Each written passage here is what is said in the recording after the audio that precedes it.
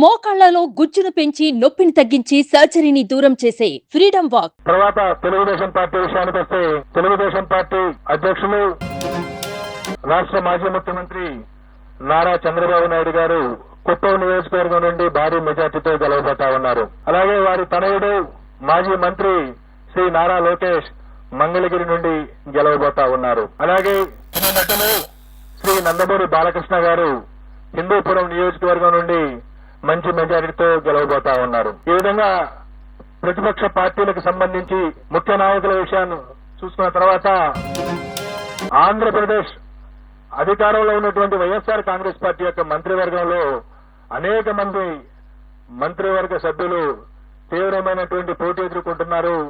కొద్దిమంది ఓటమి చవి చూడబోతా ఉన్నారు.